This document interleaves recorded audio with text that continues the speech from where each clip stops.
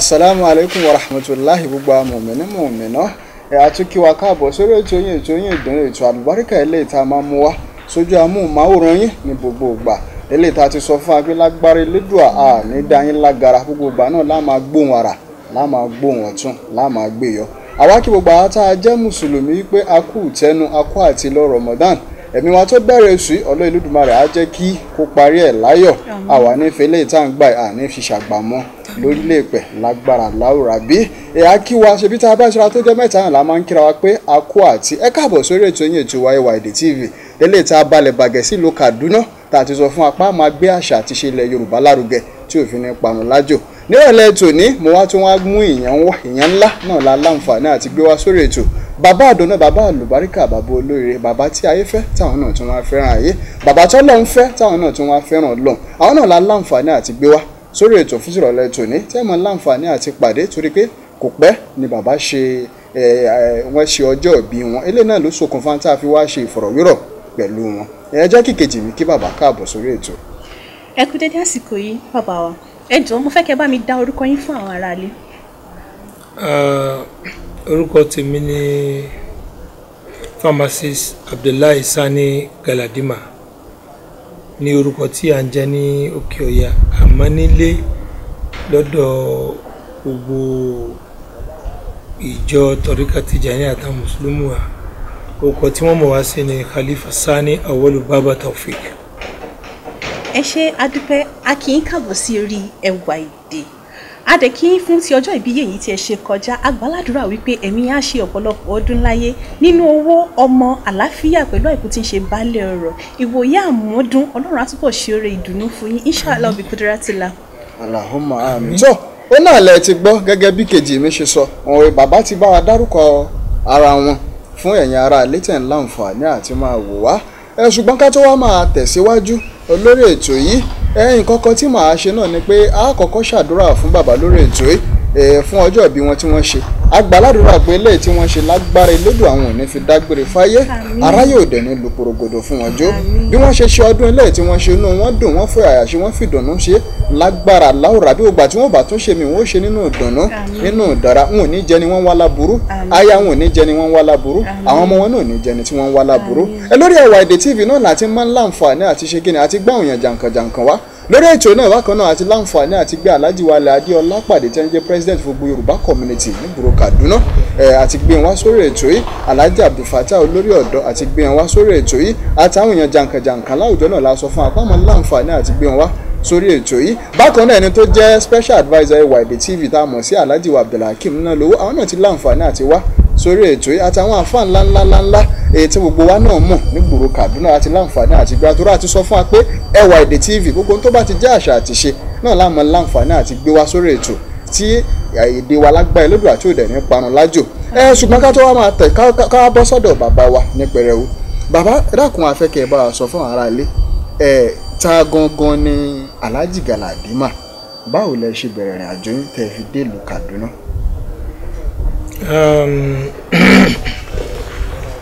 ẹ bá bèrè pé ta ni Alhaji Galadima oyè ni oyè tí bàbá mi jẹ ni so àfọyè yẹn ó kọ yẹn àfikún ó kọ wa orúkọ tèmi gangan Muhammadu Sani lèmi jẹ Abdullahi ló kọ bàbá mi oyè tí wọ́n jẹ ní Galadima ni mo sọ pé because I'm a pharmacist gẹ́gẹ́ pé mo jẹ́ pharmacist ni mo fi sọ pé orúkọ mi ń jẹ́ pharmacist Abdullahi Sani Galadima.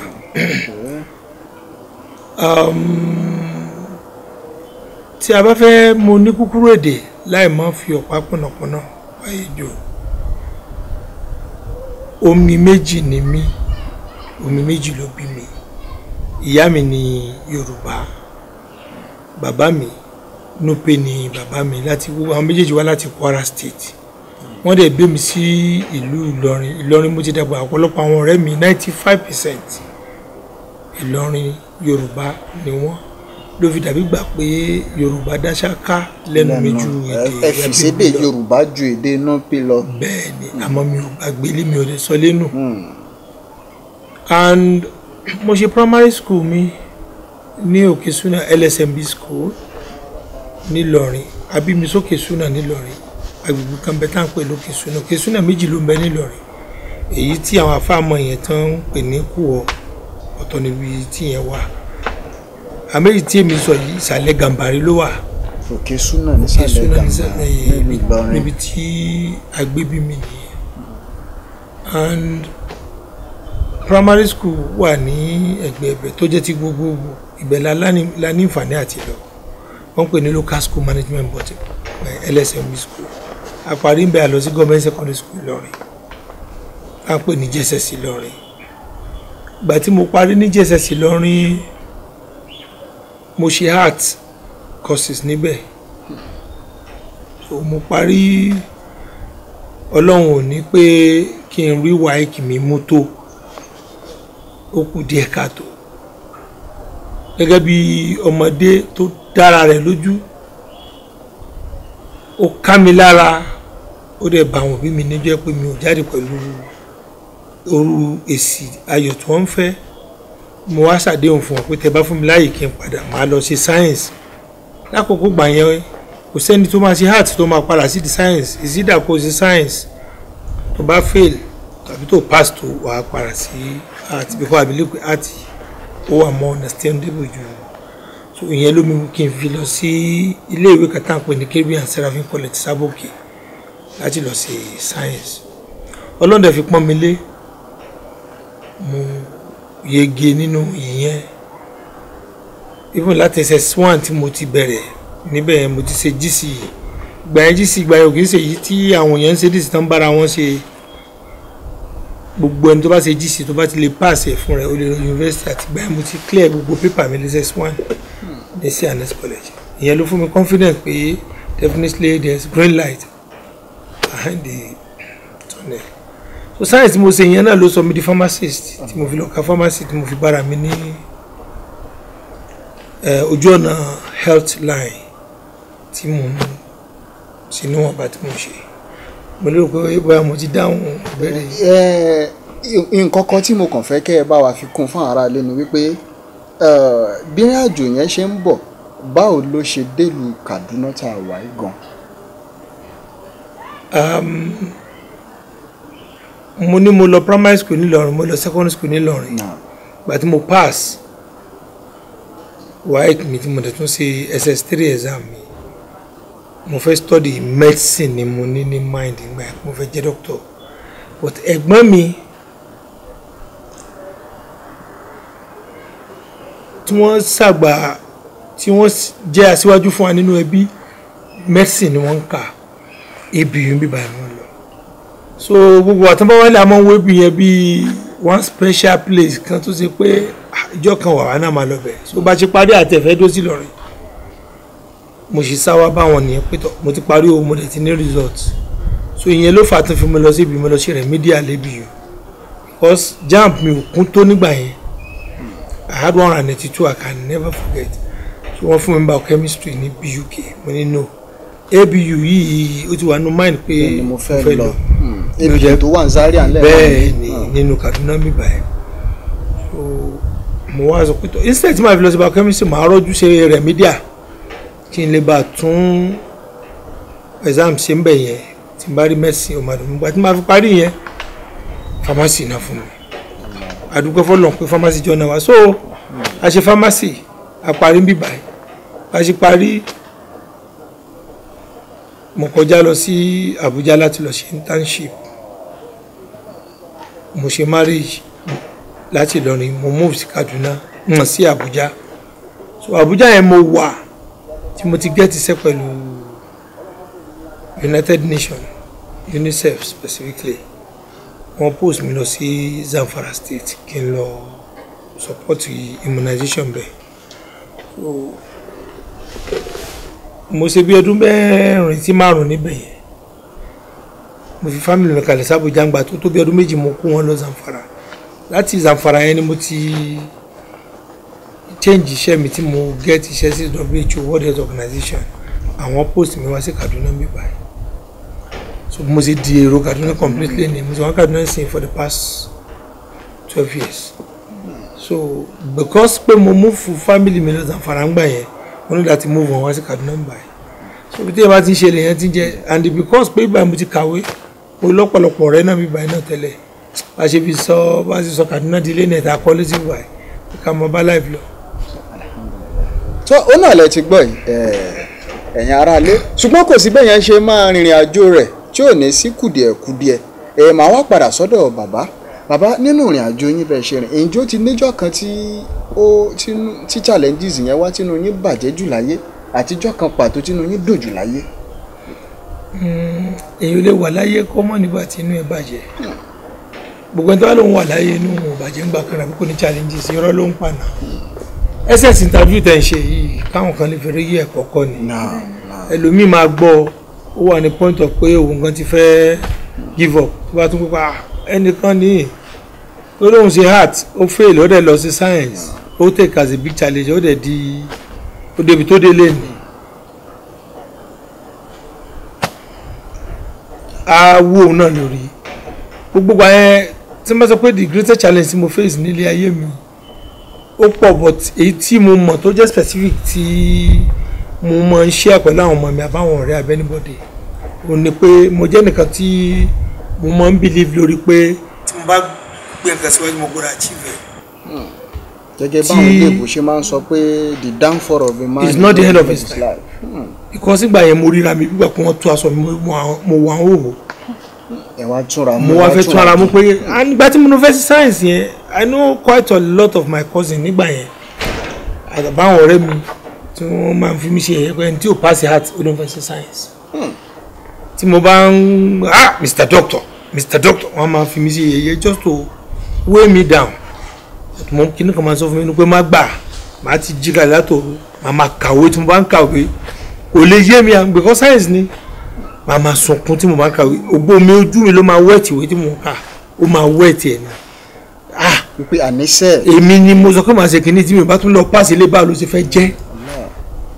ìyẹn ló bí mi nínú tó ṣe pé wà tí mo fẹ́ ṣe GC mi ò sọ fún bàbá mi ọ̀dọ̀ màmá mi mo ṣe lọ gbowó pépà mẹ́fà ìgbà yẹn ní GC wọ́n máa ń ṣe ní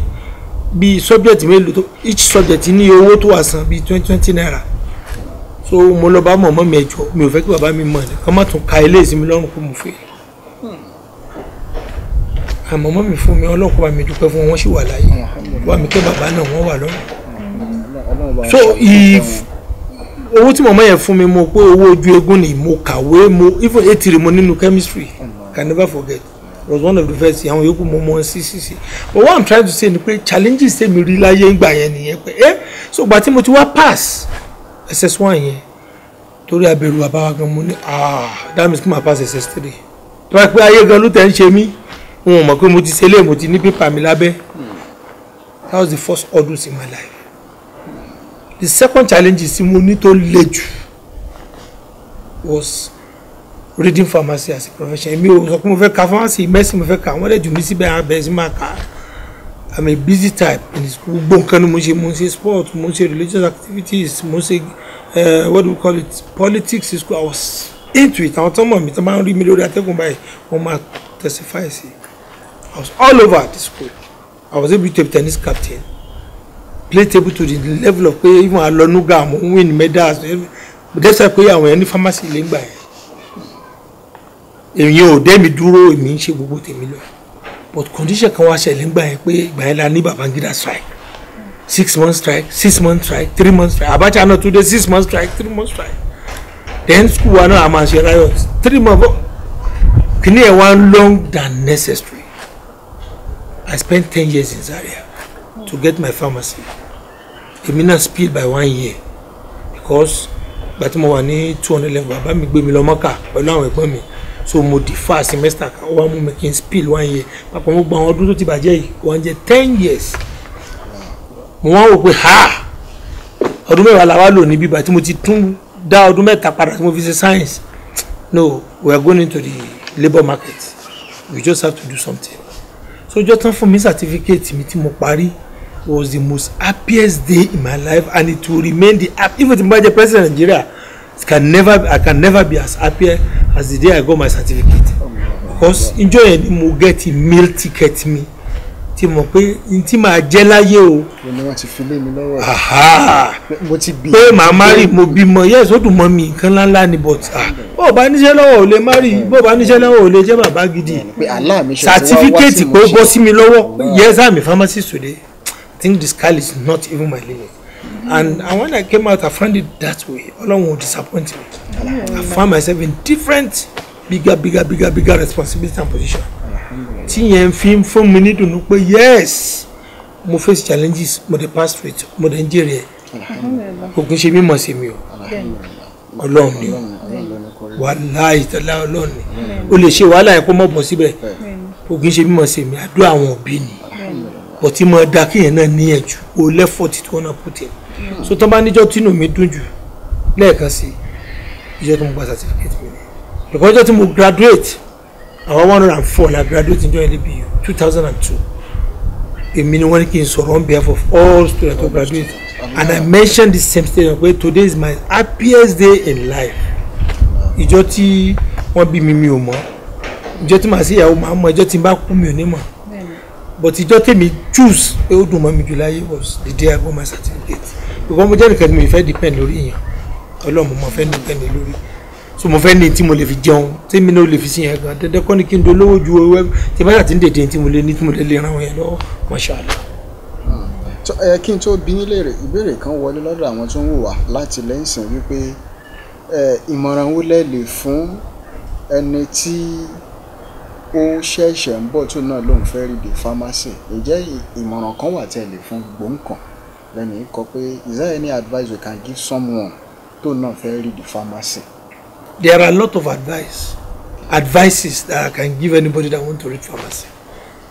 Kí n dá padà sí èdè abínibí wa ọ̀pọ̀lọpọ̀ ìmọ̀ràn ni mo lè fẹ́ tó bá fẹ́ ka pharmacy kò kí ṣe pé báyà nítorí pé mo ka pharmacy o mo fẹ́ fi sọ̀rọ̀ báyìí o but èmi ò mo ti já sínú ẹ̀ mo dẹ̀ rí tí wọ́n ní the best courses today nílé ayé yìí tó bá tún máa wà ká tó ka course lọ́rùn pharmacy ni and I will tell you the reason. Mercy mo fẹ́ kà but Ọlọ́run padà pa gbá mi sí the pharmacy mo jẹ́ nìkan tí mi ò lè withstand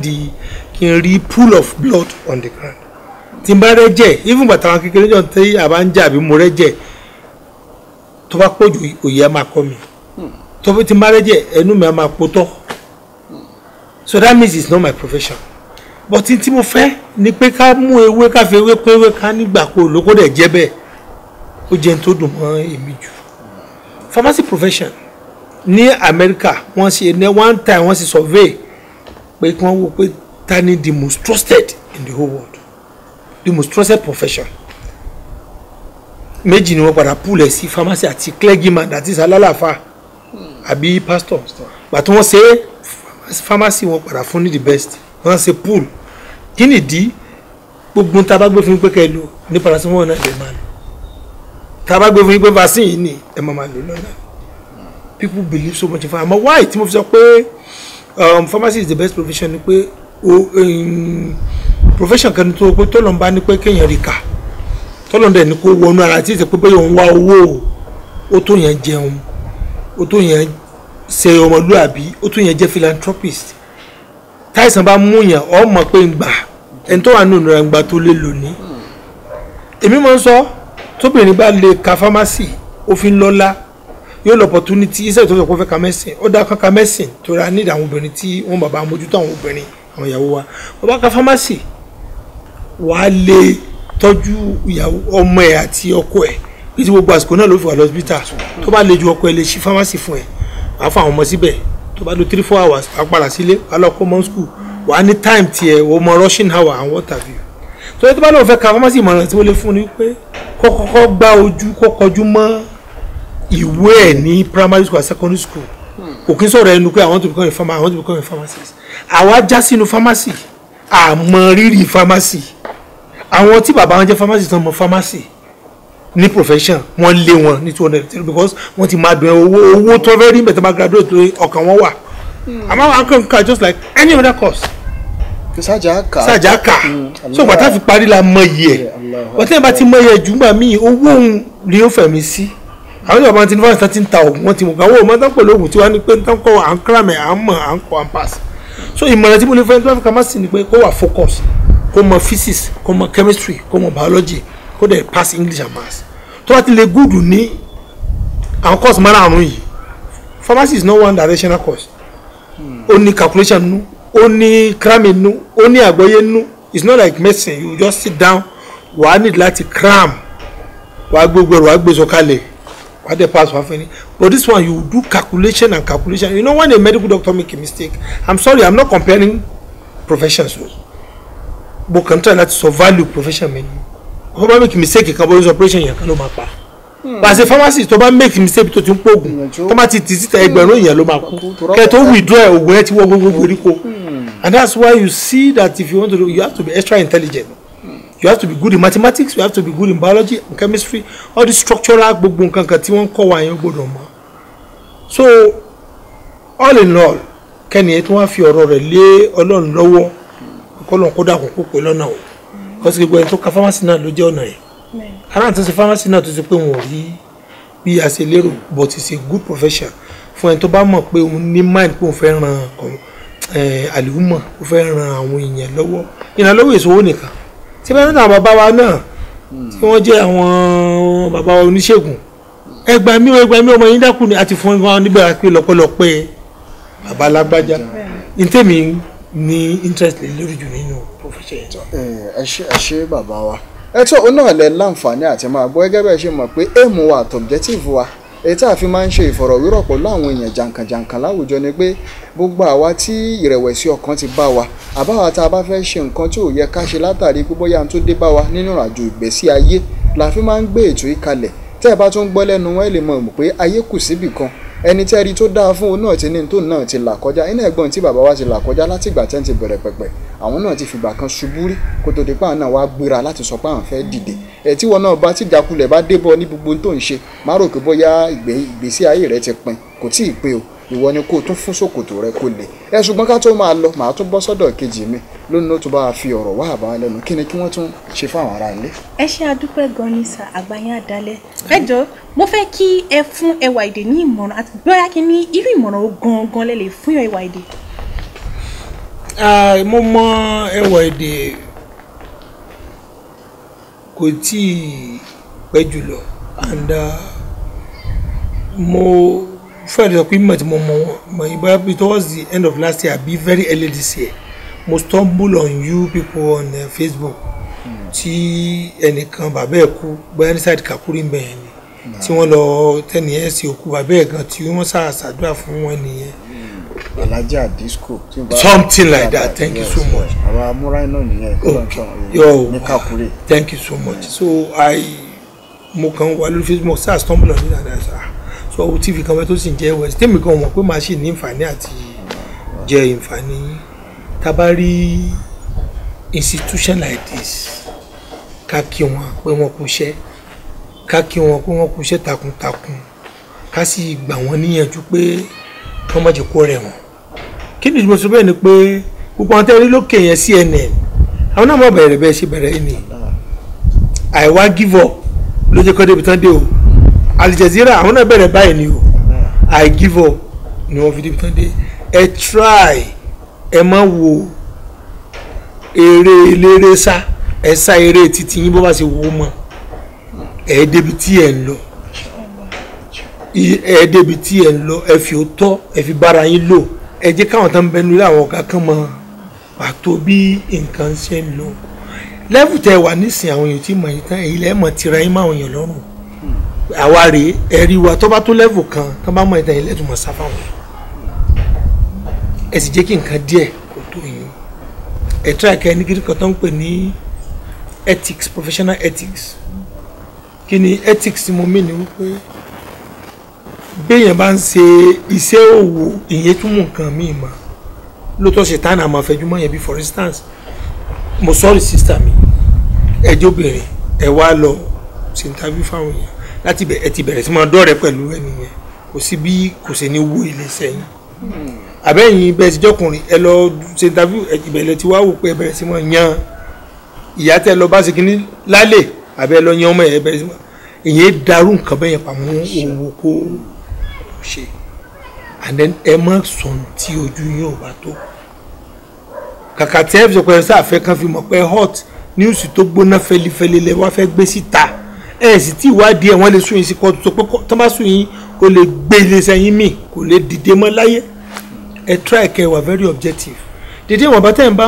fún community tẹ̀ ń fún wa yẹn ẹ gbádùn mi tẹ̀ bá ń bá lọ bẹ́ẹ̀ kó ní steady grow ó bẹ́tà ju pé ẹ̀kàn fẹ́ hàn lẹ́ẹ̀kan náà tẹ̀ bá hàn lẹ́ẹ̀kan náà bẹ́ẹ̀ náà wọ́n sì gba ẹ̀ wọlé lẹ́ẹ̀kan náà ilẹ̀ ni ó bára ẹ̀ inú mi dùn púpọ̀ mo sì ń dúpẹ́ fún Alhaji Wasiu Olówó ọ̀tún ọba agbó tó ń jẹ́ kí èmi pẹ̀lú ní opportunity níbi program ẹ̀ náà mo tún ti rí recently lágbó wọn bíbá ẹ̀ mo dẹ̀ tún bá yín lé kábíyèsí náà tó ń sọ fún pa wọn lè fẹ́ wá mo ní ó dà kẹ́ wá iyì lẹ tún kùkún mi kì í ṣe pé tọrọ bára wa àpọ́nlé lẹ ṣe fún wa ó tún wá jẹ́ ti èdè àṣà wa so orú eléyìí nísìnyí èmi tí mo mọ̀ yí báyìí nísìnyí